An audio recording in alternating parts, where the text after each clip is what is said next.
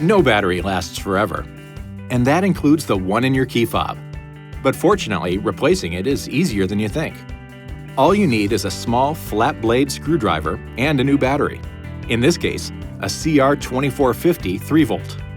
Insert a small flat blade screwdriver into the slot on the bottom of the key fob and carefully pry the cover slightly open.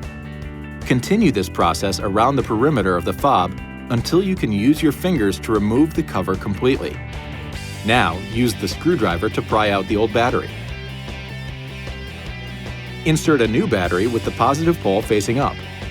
Finally, put the case back together, snap it shut, and test the key fob by pressing a button.